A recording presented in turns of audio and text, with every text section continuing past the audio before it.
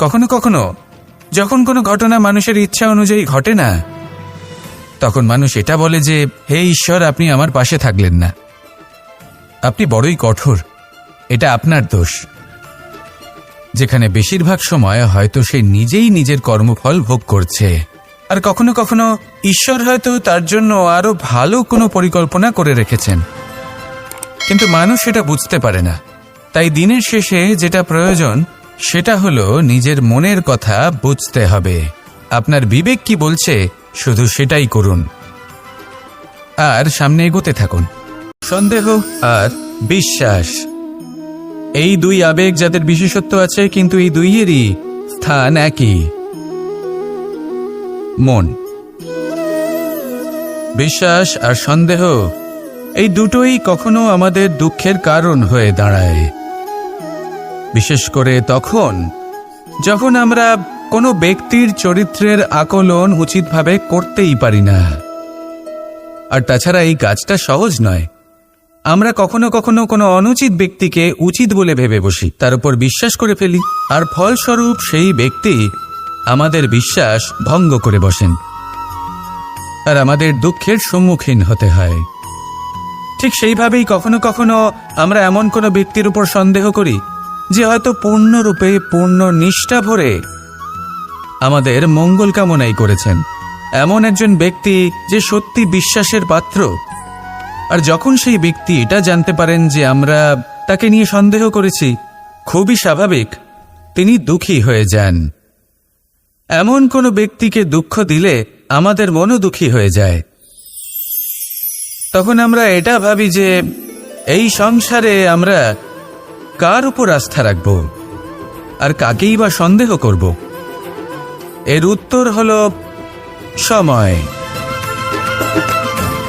এই সংসারে কোনো ব্যক্তির চরিত্র যাচাই করা সবথেকে কঠিন কাজ, সেটা সময় নিয়ে করুন। কোনো ব্যক্তিকে যদি আপনি বুঝতে চান, তাকে পরখ করে দেখতে চান, তাহলে তার সাথে যতটা সম্ভব সময় অতিবাহিত করুন। এই সময় আপনার সামনে সেই ব্যক্তির এমন কিছু দিক তুলে ধরবে যা আর কোনোভাবে আপনি দেখতে পাবেন না। তারপর কি, সময়ের সাথে আপনি জানতে পেরে যাবেন যে এই ব্যক্তি, তার উপর বিশ্বাস করা উচিত নাকি অনুচিত। শুধু এভাবেই যাচাই করুন, আর আমার সাথে ভালোবেসে বলুন, রাধা রাধা। এই সংসারে প্রত্যেকটি ব্যক্তির নিজস্ব বিশেষত্ব আছে, আর এই বিশেষত্ব কারোর কাছে শক্তির সমান, কারোর কাছে দুর্বলতা, তা সে মানুষই হোক বা পশু পাখিই হোক না কেন। যেমন মাছ নিজের সমগ্র জীবন জলের মধ্যেই যাপন করতে পারে, কিন্তু সে বনের মধ্যে ছুটতে পারবে না। সেখানে সিংহকে বনের রাজা বলা হয়, কিন্তু সে তার আধিপত্য জলে স্থাপন করতে পারবে না। যদি এই সিংহ মাছকে এই প্রতিস্পর্ধা জানায় যে তুমি বনের মধ্যে এসে আমার সম্মুখীন হও, তাহলে সেটা অনুচিত হবে। সেটা মাছের দুর্বলতা নিয়ে উপহাস করার মতোই হবে। এবার সংসার এটা দেখে যিনি দুর্বল তার পরিস্থিতি দেখেও হাসবে, আর আপনার মূর্খামি দেখেও উপহাসই করবে।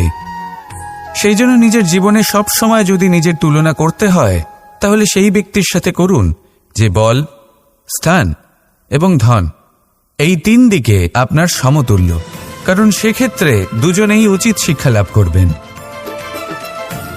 যদি এমন কোনো ব্যক্তি থাকেন যিনি আপনার থেকে শক্তিশালী, কিন্তু তিনি আপনাকে দুঃখ দেওয়ার চেষ্টা করছেন, তাহলে এটা জেনে রাখবেন যে মানুষ কিন্তু সেই গাছেই পাথর ছুঁড়ে মারে যার ফল অত্যন্ত সুমধুর হয়ে থাকে।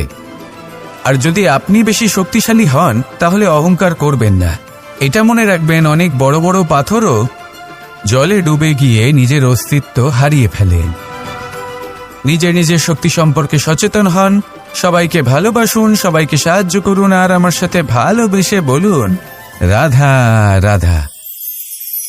মানুষ জীবনে সব সময় চিন্তা করে, ভাবতে থাকে যে তার জীবনে কতই না সমস্যা। তারপরে নিজের আশেপাশে দেখে আর ভাবে যে সবাই কত প্রসন্ন, শুধু আমার জীবনেই সমস্যা আছে। কিন্তু বিষয়টা তা নয়। শুধু প্রত্যেক ব্যক্তিরই নয়, প্রত্যেক প্রাণীরও জীবনে সমস্যা আছে। এবার মানুষ একটা পাখিকে দেখে এটাই ভাবে যে এদের জীবন কতটা সহজ। কোনো দেশেরই সীমারেখা এদের ওপর লাগু হয় না। কোথায় থাকবে সেই নিয়েও কোনো ভাবনা নেই। কত শান্তির জীবন এদের। তারপর সে একটা পিঁপড়েকে দেখে আর এটা ভাবে কি অসাধারণ, এদের তো সারা জীবনই মাটির উপরেই অতিবাহিত হয়, খাবারটাও মাটিতেই পেয়ে যায়। কি শান্তির জীবন এদের। কিন্তু যখন কোনো ঝড় আসে তখন সবার আগে সেই পাখির বাসাটাই ঝড়ে ভেঙে যায়। এই পাখি যে শাখাতেই গিয়ে বসে পড়ুক, তাদের উপর সবসময় সংকট থাকে যে ওপর থেকে কোনো বড় পাখি এসে তাদের উপর প্রহার না করে, তারা নিজেদের প্রাণ না হারায়। আর যদি কথা বলি পিঁপড়েকে নিয়ে, এদের উপর সবসময় সংকট থাকে যে কোনোভাবে বাতাস বা জল এদের ভাসিয়ে না নিয়ে যায়, কোনো প্রাণী ওকে পা দিয়ে পিষে না দেয়, এই পিঁপড়ে পিষ্ট হয়ে না মারা যায়। দেখুন, সমস্যা প্রত্যেকের জীবনে রয়েছে আর এই সমস্যা আসতেই থাকবে। এর অর্থ এটা নয় যে এই সমস্যার সম্মুখীনই হওয়া যায় না, এর সমাধানও সম্ভব নয়। প্রত্যেক সমস্যার সমাধান অবশ্যই আছে, শুধু শান্ত মনে সেটা খুঁজে বের করতে হবে। তাহলে সেটাই করুন, প্রত্যেক সমস্যার সমাধান করতে থাকুন। যত সমাধান করবেন জীবন আনন্দময় হয়ে উঠবে। যদি সমাধান না করেন তাহলে আজীবন দুঃখই পেতে থাকবেন। আসুন আমার সাথে ভালোবেসে বলুন, রাধা রাধা। এই জীবনে আমরা কখনো না কখনো জয়ী হয়েছি, আবার কখনো পরাজয়েরও সম্মুখীন হয়েছি। কিন্তু একটা কথা বোঝা খুব প্রয়োজনীয়, যখন আমরা বিজয়ী হই তখন অবশ্যই উৎসব পালন করা উচিত, কিন্তু অহংকার করা উচিত নয়। সেখানেই যখন আপনি পরাজিত হন তখন বিফল হওয়ার শোক পালন করবেন না। এই মনকে কুণ্ঠিত হতে দেবেন না, মনকে একাগ্রচিত্ত করুন। এই ইতিবাচক মনোভাব নিয়ে অগ্রসর হন। এই ইতিবাচক ভাবনা মনে জাগ্রত করার জন্য প্রথমে এটা বোঝা প্রয়োজনীয় যে ঈশ্বর ভেঙে যাওয়া বস্তুকেও সুন্দরভাবে ব্যবহার করে থাকেন। মেঘ যখন ভেঙে পড়ে তখন আমরা বর্ষাকে পাই, সেই বর্ষা যা এই ধরিত্রীকে শান্ত করে। পাথুরে জমি যখন সেটা ভগ্ন হয় তখন আমরা সমতল ধরিত্রী লাভ করি, ক্ষেত লাভ করি, যার থেকে আমরা সামগ্রী পেতে পারি। যখন একটি বীজ ভগ্ন হয় তখন তার থেকে চারা জন্ম নেয়, যেটা ভবিষ্যতে আমাদের সুস্বাদু ফল দান করে, ফুলও প্রদান করে। তাই জীবনে যদি কখনো আপনার মনে হয় যে আপনি ভেঙে পড়েছেন, তাহলে দুঃখী হওয়ার কোনো প্রয়োজন নেই। আপনাকে শুধু এটা বুঝে নিতে হবে যে ঈশ্বর শীঘ্রই আপনাকে খুব বিশেষ একটা কিছু প্রদান করতে চলেছেন। এই জীবনে ওঠা নামা, জয় পরাজয়, এই সব কিছু আসতে থাকবে, চলেও যাবে। এই সব কিছুর সম্মুখীন হয়ে অগ্রসর হন, কিন্তু মনে ইতিবাচক শক্তি নিয়ে। আসুন আমার সাথে ভালোবেসে বলুন, রাধা রাধা। অনেক সময় পথে চলতে গেলে এই ছোট ছোট কাকড় আমাদের পায়ের তলায় চাপা পড়ে যায়, কিন্তু তাও কখনো এদের অপমান করবেন না। এদের প্রারব্ধকে নিয়ে, এদের ভাগ্যকে নিয়ে, এদের আকারকে নিয়ে কখনো উপহাস করবেন না। ভাবুন, যদি কখনো ঝড় ওঠে আর এই ছোট্ট একটা কাকড় আপনার চোখে ঢুকে যায়, তাহলে কিন্তু সেটা আপনাকে অত্যন্ত কষ্ট দিতে পারে। এরকমই হয় আমাদের জীবনের প্রত্যেকটি ব্যক্তির। কখনো কাউকে অপমান করবেন না, সবসময় সবাইকে সম্মান করুন। যদি আপনি কাউকে অপমান করেন, যদি আপনি কাউকে ছোট অনুভব করান, হতে পারে সময় এলে পরে সেই ব্যক্তিও আপনার শত্রু হয়ে উঠবে, আপনাকে বিকট পরিস্থিতিতে ফেলতে পারে। সেই জন্য কারোর আকার দেখে তাকে সম্মান করবেন না। এই সংসারে সবাইকে সম্মান করুন, সবাইকে ভালোবাসুন, আর আসুন আমার সাথে ভালোবেসে বলুন, রাধা রাধা। এই সংসারে ভৌতিক বস্তুরও নিয়তি আছে। যারাই এই সংসারে আসে বা উৎপন্ন হয় তারা কিছুমাত্র সময় পর্যন্তই এখানে থাকতে পারে, আর তারপরে সেও লুপ্ত হয়ে যায়, অর্থাৎ সে নিজেও এই পঞ্চমহাভূতে সমাহিত হয়ে যায়। আমাদের সাথেও ঠিক এটাই হয়।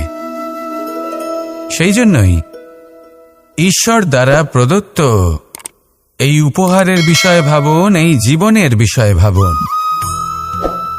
ঠিক যেমন বিশ্বাস ভঙ্গ হলে কোনো ব্যক্তি আমাদের কাছে অপরিচিত হয়ে যান, ঠিক সেরকমই শেষ নিঃশ্বাস ত্যাগের পর এই শরীরও আমাদের কাছে পরই হয়ে যায়।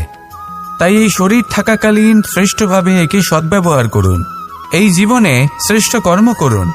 আর এই জীবনকে শ্রেষ্ঠভাবে যাপন করার জন্য কিছু কথা বোঝা প্রয়োজনীয়।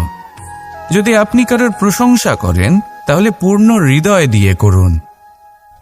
যদি আপনি হস্তক্ষেপ করে থাকেন তাহলে মস্তিষ্ক দ্বারা করুন।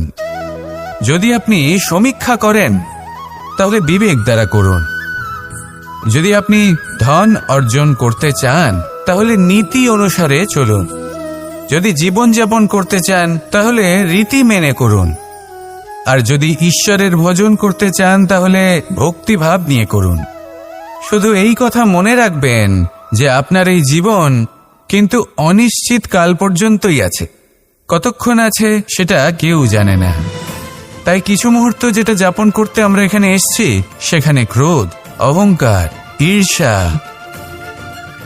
এইসব আবেগের কি গুরুত্ব বলুন তো? এগুলো ত্যাগ করুন। মানুষকে ক্ষমা করতে শিখুন। আস্তে আস্তে বিশ্বাস করতে শিখুন। এই সংসারে নিঃস্বার্থভাবে প্রেম করতে শিখুন আর সবার মধ্যে আনন্দ বিতরণ করুন। তাই এই সব গুণ যদি আপনি আত্মসাৎ করতে পারেন তাহলে আপনার জীবনে শুধু আনন্দ এবং আনন্দই বিরাজমান হবে। আসুন আমার সাথে ভালোবেসে বলুন, রাধা রাধা। জল এই পৃথিবীতে বেঁচে থাকার জন্য আবশ্যক তো বটেই, কিন্তু এই জল আমাদের একটা অত্যন্ত গুরুত্বপূর্ণ শিক্ষা প্রদান করে। কখনো এই জলকে দেখেছেন? যে পরিস্থিতিতে এই জল প্রবাহিত হোক না কেন, এর উপর যা কিছুই প্রভাব থাকুক না কেন, এর পথে যতই বাধা আসুক না কেন, তার মধ্যে থেকে ও নিজের পথ ঠিক বের করে নেয়, কিন্তু নিজের প্রবাহ থামতে দেয় না, ক্রমাগত অগ্রসর হতে থাকে। সেরকমই একটা শিক্ষা যেটা আমরা জল থেকে পেয়ে থাকি তা হলো এটা, আমরা যখন জলের দিকে তাকাই তখন আমরা নিজের প্রতিবিম্ব দেখি, স্পষ্টভাবে দেখতে পাই। কিন্তু তখনই দেখতে পাই যখন এই জল শান্ত থাকে, স্থির থাকে। যদি এই জল অশান্ত হয়ে থাকে, স্থির না হয়, তাহলে আমরা এতে নিজের প্রতিবিম্ব দেখতে পাই না। এটাই আমাদের মনের সাথেও হয়ে থাকে। যখনই জীবনে কোনো সংকট আসে, যদি আমরা শান্ত মনে, স্থির মনে সিদ্ধান্ত নিই, তাহলে সেটা এমন একটা শীতল সিদ্ধান্ত হবে যেটা আমাদের ভবিষ্যৎকে একটা শ্রেষ্ঠ স্থানে নিয়ে যাবে। যদি এই মন অশান্ত হয়, বিচলিত হয়, পীড়িত হয়, দুঃখিত হয়ে থাকে, রুষ্ট হয়ে থাকে, তাহলে অনেক সময় আমরা এমন সিদ্ধান্ত নিই যেটা আমাদের জন্য অনুচিত প্রমাণিত হয়। যখন আপনি ক্রুদ্ধ ছিলেন বা দুঃখের বশে ছিলেন, তখন অনেক সময় হয়তো এমন সিদ্ধান্ত নিয়েছেন যেটার জন্য ভবিষ্যতে আপনি অনুশোচনা করেছেন। এবার দেখুন, এই আবেগগুলো থেকে আমরা পালাতে পারবো না, কিন্তু এই আবেগগুলো আপনার উপর কতটা প্রভাব ফেলবে সেটা আমরা অবশ্যই ঠিক করতে পারি। এই মনকে আমরা নিয়ন্ত্রণ করতে পারি। এটাই করুন, চিন্তা করুন, এই মনকে শান্ত রাখুন, স্থির হতে চেষ্টা করুন, আর তারপরে সিদ্ধান্ত নিন। আসুন আমার সাথে ভালোবেসে বলুন, রাধা রাধা। আপনি কি কখনো নৌকা যাত্রা করেছেন? করে না থাকলেও নিশ্চয়ই দেখেছেন যে এই জল যা নিজের অন্তরে সব কিছু সমাহিত করে নিতে পারে, এই নৌকা সেই জলের ওপরেই ভেসে থাকে। নদীর স্রোত কাটিয়ে সে সামনে অগ্রসর হয়। কিন্তু যদি এই নৌকায় কোনো ছিদ্র হয়, তাহলে কিন্তু সেই নৌকা ডুবে যাবে। আর এতে কোনো তফাৎ হবে না যে সেই ছিদ্র ছোট নাকি বড়, নৌকা ডুবে যাবে। এই ছিদ্র হলো আমাদের জীবনে আমাদের অপগুণ, আমাদের দোষ, আমাদের বিকার। কখনো এটা ভাববেন না যে এই দোষ খুবই ছোট, হইতে কিছুই যাবে আসবে না। না, সেই ছোট দোষ, সেই ছোট বিকার যদি সেটাকে শুধরে না নেন, তাহলে সেটা আপনাকে আপনার পতনের দিকে নিয়ে যাবে। শেষ পর্যন্ত এটা আপনার ওপর নির্ভরশীল যে আপনি কি চান। আপনার জীবনের এই নৌকা এভাবেই ডুবে যেতে দেখবেন, নাকি নিজেকে শুধরে নিয়ে সেই নৌকার সেই ছিদ্রটাকে ভরিয়ে তুলতে চাইবেন। নির্বাচন আপনার। আসুন আমার সাথে ভালোবেসে বলুন, রাধা রাধা। আমরা সবাই পাথর দেখেছি, পর্বতও দেখেছি, শুকনো পাতাও দেখেছি, শ্যামল বনানীও দেখেছি। কখনো ভেবেছেন পাথরের অস্তিত্ব কিন্তু ততক্ষণ পর্যন্ত যতক্ষণ সে পর্বতের গায়ে আটকে থাকে। যখন সেই পর্বত থেকে সেই পাথর ভিন্ন হয়ে যায় ও নিজের অস্তিত্ব হারিয়ে ফেলে। আস্তে আস্তে কখনো পাথর কেটে বা কখনো পিষ্ট হয়ে সেই পাথর আস্তে আস্তে মাটিতে পরিণত হয় এবং পূর্ণরূপে নিজের অস্তিত্ব হারিয়ে ফেলে। এটাই পাতার সাথেও হয়। এই পাতা যতক্ষণ গাছের ডালের সাথে যুক্ত ততক্ষণ তার অস্তিত্ব থাকে। যখনই ডাল থেকে বিচ্ছিন্ন হয় সেও নিজের অস্তিত্ব হারিয়ে ফেলে। আর এটাই আমাদের সাথেও হয়। যতক্ষণ আমরা নিজেদের আপনজনের সাথে যুক্ত থাকি আমাদের অস্তিত্ব বজায় থাকে। যখন আপনজনদের সাথে সম্পর্ক ছিন্ন করি তখন আমরাও আমাদের অস্তিত্ব হারিয়ে ফেলি। এবার এই সংসারের প্রত্যেক ব্যক্তি স্বতন্ত্র থাকতে চান, আর অনেক ব্যক্তি স্বতন্ত্র থাকবেন বলে আপনজনদের দূরে করে দেন আর তাদের সাথে এই সম্পর্ক ছিন্ন করেন। এটা কি সত্যি প্রয়োজন? আপনজনদের সাথে সম্পর্ক ছিন্ন করে নিজের অস্তিত্ব হারিয়ে ফেলা প্রয়োজনীয়, নাকি আপনজনদের সাথে সম্পর্ক বজায় রেখে নিজেদের স্বতন্ত্র করে রাখা সেটা আবশ্যক? নির্বাচন আপনারই। আসুন আমার সাথে ভালোবেসে বলুন, রাধা রাধা। আমরা প্রত্যেকেই অবশ্যই এমন সময় দেখেছি যখন অনেকগুলো সমস্যা একসাথে আমাদের জীবনে এসে পড়ে। সমস্যা আমাদের প্রত্যেকের জীবনেই থাকে। আমরা তার সমাধান খুঁজতে চেষ্টা করি, কখনো সমাধান খুঁজে পাই, আবার কখনো যতই চেষ্টা করি না কেন কোনো সমাধান খুঁজেই পাই না। আর যখন এটা হয় তখন মানুষ অত্যন্ত বিচলিত হয়ে পড়েন। নিজের আত্মীয় স্বজন, নিজের বন্ধু বা সংসার এদের ওপরে এই দোষ চাপিয়ে দেন যে এদের জন্যই এই সমস্যা এসেছে। এবার যদি আমি আপনাকে কোনো পরামর্শ দিই তাহলে এটাই বলবো যে দৃষ্টিভঙ্গি পাল্টে দেখুন। এই দৃষ্টিভঙ্গি দিয়ে দেখুন যে এই সংসারে যে সমস্যায় আসুক না কেন তার জন্য কেউ দোষী নয়, না আপনি না অন্য কেউ। এই পুরো খেলাটাই আপনার মানসিকতা, আপনার দৃষ্টিভঙ্গি, আপনার মনের। কিভাবে বোঝাচ্ছি? যখন আমাদের মন শক্ত থাকে তখন কঠিন থেকে কঠিনতর পরিস্থিতিও আমাদের জীবনে খুব বেশি হলে প্রতিস্পর্ধা হয়ে থেকে যায়। সেখানে যদি আমাদের মন দুর্বল থাকে তখন অল্প কঠিন পরিস্থিতিও আমাদের কাছে খুব বড় সমস্যা হয়ে যায়, তাই না? একটা শক্ত মন কঠিন পরিস্থিতিকে প্রতিস্পর্ধা হিসেবে দেখে আর তার মধ্যে ওটা সুযোগ খুঁজে নেয়। আমাদের শুধু এটাই করতে হবে। এই সংসারে অন্য কাউকে দোষী মনে করলে আপনার সমস্যা দূর হয়ে যাবে না। সেই জন্য এই সংসারকে দোষ দেওয়ার বদলে এই সমস্যার মূলে চলে যান, সেটাকে বুঝুন, নিজের এই মনকে শক্ত করে তুলুন। যদি আপনার মন শক্তিশালী হয় তাহলে এই সংসারে অনেক বড় বড় কঠিন থেকে কঠিনতর পরিস্থিতিও যদি আসে, আপনার জীবনে যতই বড় বড় সমস্যা আসুক না কেন আপনার লক্ষ্য লাভে বাধা দিতে পারবে না। আসুন আমার সাথে ভালোবেসে বলুন, রাধা রাধা। কখনো এই প্রকৃতির দিকে তাকিয়ে থাকবেন। এই প্রকৃতি অনেক ধরনের শিক্ষা দেয়। কোনো একটা গাছকে দেখুন কিভাবে সে মাটি থেকে জল শুষে নেয়। সে ঝড় হোক বা হোক কড়া রোদ সব সহ্য করে এবং অবশেষে সে ফল ধারণ করে। আর সেই ফল উৎপন্ন করার পরে সে ফল কিন্তু সে নিজে গ্রহণ করে না, এই সংসারকে প্রদান করে, যাতে পশু পাখি মানুষ তারা এই ফল গ্রহণ করে শক্তিশালী হয়ে উঠতে পারে, সুস্থ থাকতে পারে। সেভাবেই নদী, সরোবর এরা নিজেরাও কিন্তু নিজেদের জল গ্রহণ করে না, মাটিকে প্রদান করে, পশু পাখিকে প্রদান করে।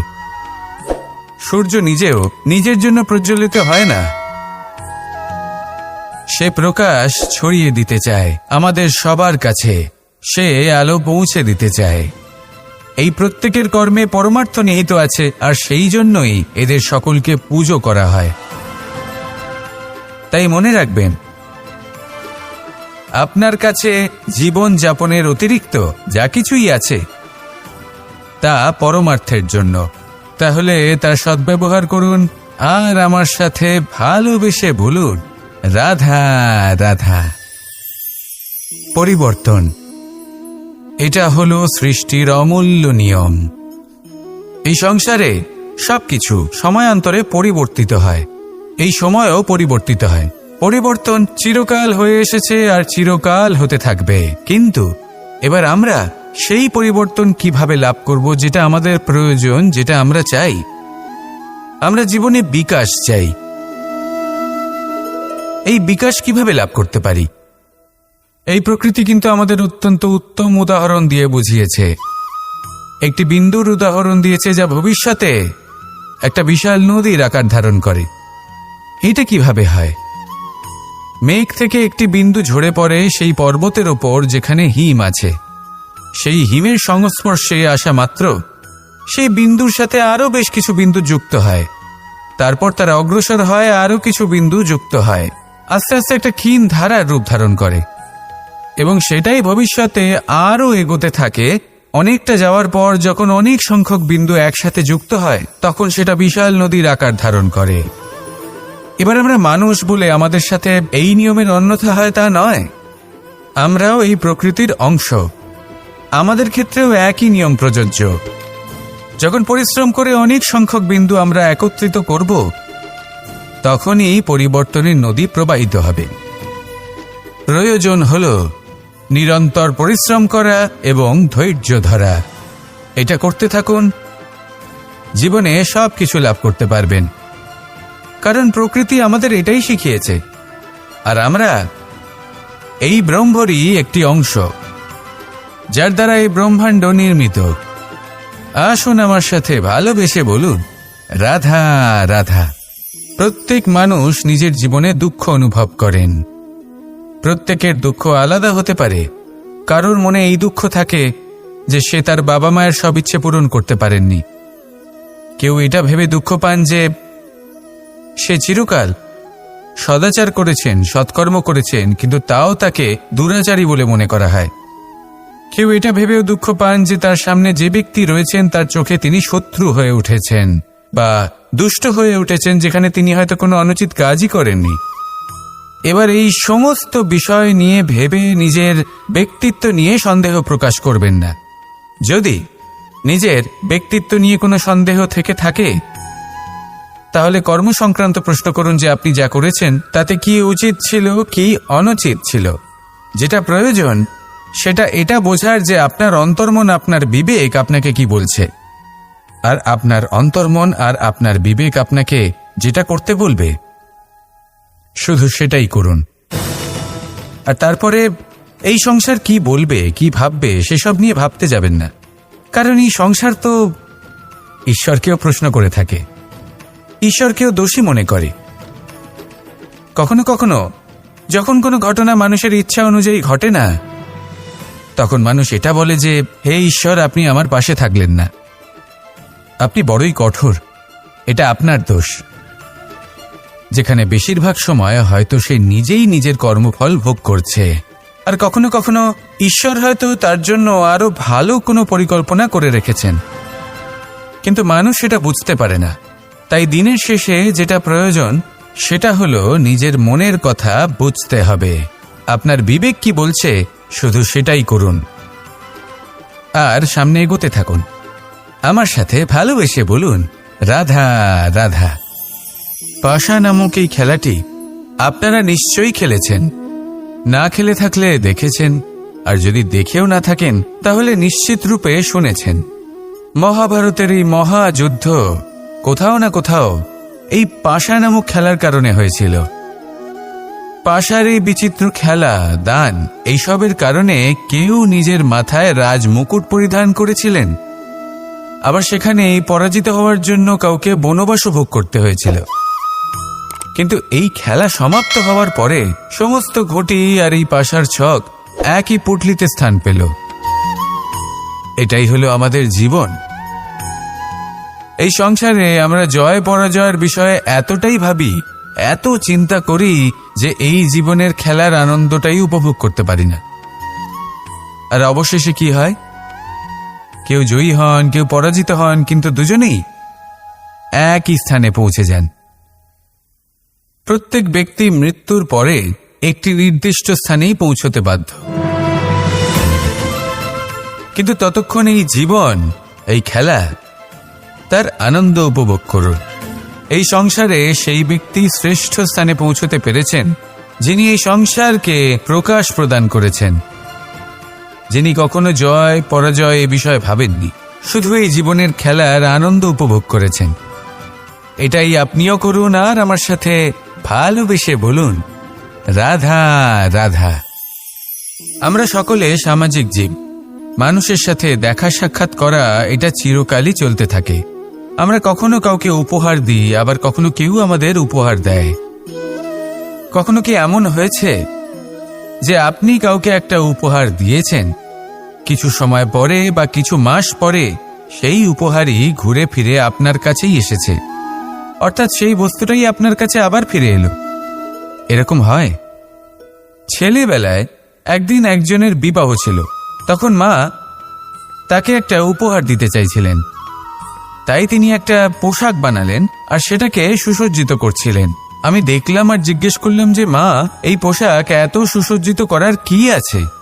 তখন মা বললেন যে কানাই, কখনো কাউকে এমনই উপহার দেবে, এমন প্রকারে দেবে যে সেটা যদি আবার ঘুরে ফিরে তোমার কাছে ফিরে আসে তাহলে যেন তোমার খারাপ না লাগে। এটাই কিন্তু হয় আমাদের ব্যবহারের সাথে, কর্মের সাথেও এবং আমাদের কথার সাথেও। তেমনই আচরণ করবেন যে আচরণ আপনি সহ্য করতে পারবেন। যদি মুখ থেকে কটু কথা বেরোতে থাকে তখন নিজেকে সংযত করে নিন। সেই শব্দই প্রয়োগ করুন যেটা আপনি তার বদলে শুনতে চাইবেন এবং আপনার দুঃখও হবে না। কারণ আপনার কর্ম এমন একটা উপহার যেটা আবার ঘুরে ফিরে ফলস্বরূপ আপনার কাছেই আসবে। সেই জন্য নিজের আচরণ শুভ করুন, নিজের মানসিকতা শুভ করুন, নিজের মুখ থেকে মধুর বাণী নিঃসৃত করুন আর এইভাবে মধুরভাবে বলুন, রাধা রাধা। এই সংসারে একটা শব্দ আছে যার বিষয়ে মানুষ অত্যাধিক চিন্তা ভাবনা করে, আর সেই শব্দ হলো অস্তিত্ব, পরিচয়। প্রত্যেক ব্যক্তি এই সংসারে নিজের অস্তিত্ব গড়তে চায়। আর ছোট থেকে এটাই হয়। যখন আমরা শ্রেণীকক্ষে যাই, পড়তে যাই, তখন আমরা এটাই ভাবি যে আমরা নিজেদের অস্তিত্ব গড়ব, সুনাম অর্জন করব। সকল ব্যক্তি যাতে এটাই বলে যে এই হলো সর্বশ্রেষ্ঠ ছাত্র, আর এটাই আমাদের পরিচয়। কার্যক্ষেত্রেও আমরা ঠিক এটাই চেষ্টা করি, পরিশ্রম করতে থাকি এবং ভবিষ্যতে গিয়ে আমরা নিজেদের পরিচয় খুঁজে পাই। পরিচয়ের সাথে সাফল্য আসে, আর সাফল্যের সাথে আসে অস্তিত্ব। আর যখন এই দুটি সংযুক্ত হয় তখন মানুষ অসফলতার কথা ভেবে ভয়ভীত হয়ে পড়ে, আর এটা ভাবতে থাকে যে যদি আমি অসফল হই তাহলে সেই পরিচিতির কি হবে, সেই নামের কি হবে, সেই সব কিছু যে আমি অর্জন করেছি তার কি হবে। সে ভয়ভীত হয়ে পড়ে, আর এই ভয়ের কারণে তার বিকাশ কোথাও না কোথাও অবরুদ্ধ হয়। সে শ্রেষ্ঠ কর্ম করা বন্ধ করে দেয় এবং শুধুই সুরক্ষিত থাকতে চেষ্টা করে। আর অসফল হলে তাতে ভয় পাওয়ার কোনো প্রয়োজন নেই, কারণ যখন আপনি সফল হন তখন এই সাফল্য আপনার পরিচয় এই সংসারের সাথে করায়। কিন্তু যখন আপনি অসফল হয়ে থাকেন তখন এই অসফলতা এই সংসারের পরিচয় আপনার সাথে করায়, যা অত্যন্ত আবশ্যক। অসফলতা প্রত্যেকের জীবনেই আসবে, তার সম্মুখীন হন আর তার থেকে শিক্ষা লাভ করুন। কারণ যখনই আপনি অসফল হন তখনই আপনার জ্ঞান চক্ষু উন্মুক্ত হয়। আসুন আমার সাথে ভালোবেসে বলুন, রাধা রাধা। আপনি কখনো পলাশ ফুল দেখেছেন? কি সুন্দর দেখতে, লাল রক্তবর্ণ, উজ্জ্বল, কিন্তু এতে কোনো সুগন্ধ নেই। সেই জন্য ওকে শুধু চোখ ভরে দেখতে ইচ্ছে করে। দেখবেন তাকে কিন্তু পুজোতে ব্যবহার করা হয় না, এই ফুল দিয়ে মালা বানানো হয় না। সেরকমই আমাদের জীবনে এমন অনেক ব্যক্তি রয়েছেন যাদেরকে সম্মান অর্জন করতে হয়। যদি আপনি কোনো উচ্চ বংশে জন্ম নিয়ে থাকেন এবং আপনার কাছে সবকিছু থাকে, ধন ঐশ্বর্য থাকে, সবকিছু আপনি আগে থেকেই পেয়ে গেছেন, তাও কিন্তু এই সংসার আপনাকে সম্মান দেবে না। ততক্ষণ পর্যন্ত দেবে না যতক্ষণ না আপনি নিজের অন্তরে গুণ জাগ্রত করছেন, শ্রেষ্ঠ কর্ম করছেন, নিজের অন্তরে ইতিবাচক মনোভাবের এই সুবাস জাগ্রত করছেন। যদি এসব কিছু করেন তাহলে এই সংসার আপনাকে সম্মান দেবে। এবার এটা আপনার উপরে নির্ভরশীল যে আপনি কি পলাশ ফুলের মতো হতে চান, নাকি অন্য কোনো ফুল হয়ে উঠতে চান যার সুবাস আছে, যে নিজের সুবাস এই সারা পৃথিবীতে ছড়িয়ে দেয়। আসুন আমার সাথে ভালোবেসে বলুন, রাধা রাধা। মানুষ যখনই কোনো পর্বতারোহণ করতে শুরু করে তখন সে বারবার পড়ে যায়, বারবার উঠে দাঁড়ায়, সামনে এগোতে চেষ্টা করে, কিন্তু যদি সে দৃঢ় নিশ্চয় করে থাকে তাহলে সে অবশেষে সেই পর্বতের শিখরে পৌঁছেই যায়। চলার পথে যদি বড় কোনো পাথর চলে আসে বা পর্বতের কোনো বড় অংশ সামনে আসে তাহলে সে তার সাথে ধাক্কা খায় না, সে পথ বদলে নেয়। কিন্তু বাধা তাকে সবসময় পেতেই হয়, আর সেই বাধা সে পায় ছোট ছোট পাথরের দ্বারা। তাদের উপর পা পড়লে তার পা পিছলে যায় আর সে পড়ে যায়। এই ছোট ছোট পাথর হলো আমাদের জীবনের সেই ছোট ছোট সমস্যা, সেই ছোট ছোট ভুলগুলো যেগুলো আমরা অবজ্ঞা করতে থাকি। আমরা ভাবি এর দ্বারা কি বা ক্ষতি হবে, কিন্তু সেগুলোই অনেক সময় আমাদের অসফলতার কারণ হয়ে দাঁড়ায়। যত তাড়াতাড়ি সম্ভব এই ছোট ছোট পাথরগুলিকে জীবন থেকে তুলে ফেলে দিন।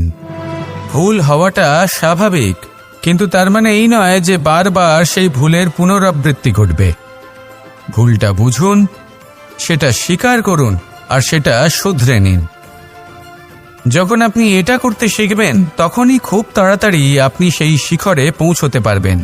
আর যখন পৌঁছে যাবেন তখন এই মন প্রসন্ন হয়ে বলবে, রাধা রাধা। কুরুক্ষেত্রের রণভূমিতে আপনজনদের নিজের বিরুদ্ধে দেখে তাদের মৃত্যুর বিষয়ে ভেবে অর্জুনের মন বিচলিত হয়ে পড়েছিল। এই সম্পর্কের চক্রব্যূহতে জড়িয়ে পড়ে অর্জুনের জ্ঞান নাশ হয়েছিল। তখন আমি অর্জুনকে কিছু কথা বলেছিলাম, যেই কথাগুলো আপনাদেরও জানাটা প্রয়োজনীয়। আমাকে বলুন, এই সংসারে আপনি এমন কি নিয়ে এসেছিলেন, আর এই সংসারে আপনি কি ফেলে যাবেন? এই সংসার, এই জগৎ, এইসব বস্তু যা আপনার খুব প্রিয়, সবকিছু তা না জন্মের পূর্বে আপনার ছিল আর না মৃত্যুর পর আপনার থাকবে।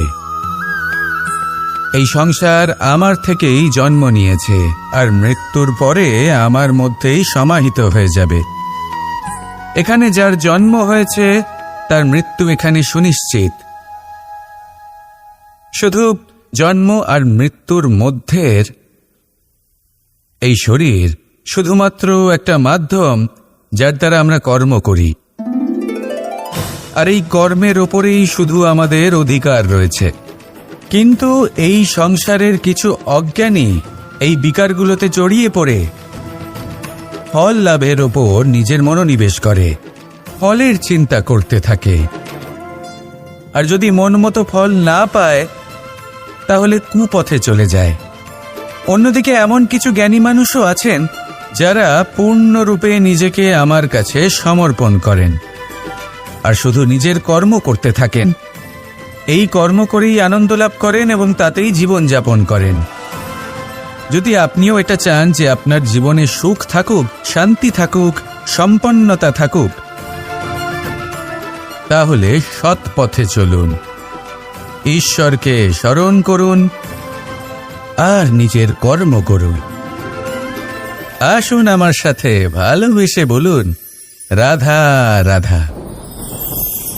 গোবর্ধন পর্বতের সাথে আমার সম্পর্ক কেমন আপনারা জানেন। অনেকদিন আগে যখন আমি ছোট ছিলাম, একদিন আমি আর বাবা গোবর্ধন পর্বতে ওঠার চেষ্টা করছিলাম। আমি ক্লান্ত হয়ে পড়লাম, আর আমি বাবাকে বললাম যে বাবা, আমাকে আর কতটা উপরে উঠতে হবে, আর ক পা যেতে হবে, আর কত উঁচুতে উঠতে হবে, আর কত সময় লাগবে। তখন বাবা হাসলেন। উনি আমার কাঁধে হাত রাখলেন আর আমাকে বললেন যে এটা আন্দাজ করতে যেও না যে আর কত সময় লাগবে, এটা মাপতে যেও না যে আর ক পা সামনে এগোতে হবে। শুধু এই যাত্রাপথের আনন্দ উপভোগ করো আর সামনে এগোতে থাকো। যদি এটা করতে পারো তবেই নিজের লক্ষ্য লাভ করতে পারবে। এটা কিন্তু আমাদের জীবনের সাথেও ঘটে। আমরা চিন্তিত হয়ে পড়ি যে এখনো আর কতটা সামনে এগোতে হবে, আর কতটা চেষ্টা করতে হবে, কতটা পরিশ্রম করতে হবে, আর কত সময় লাগবে নিজের লক্ষ্যে পৌঁছতে। এই চিন্তা ত্যাগ করুন, নিজের দৃষ্টিভঙ্গি পাল্টান, আর এটা ভাবুন যে আরো কত শ্রেষ্ঠ কর্ম করতে পারি সামনে এগোনোর জন্য, আর কত তীব্র গতিতে আমি সামনে এগোতে পারবো। সামনে অগ্রসর হওয়ার এই যে যাত্রা বড়ই সুন্দর, এটার আনন্দ উপভোগ করুন। বাবার এই শিক্ষার কারণে আমি গোবর্ধন পর্বত হাতে তুলতে পেরেছি। দিনের শেষে এটা আপনার উপর নির্ভর করছে যে নিজের পর্বতরূপী লক্ষ্যকে আপনি নিজের হাতের মুঠোয় ধরে রাখতে পারবেন নাকি নয়। আসুন আমার সাথে ভালোবেসে বলুন, রাধা রাধা।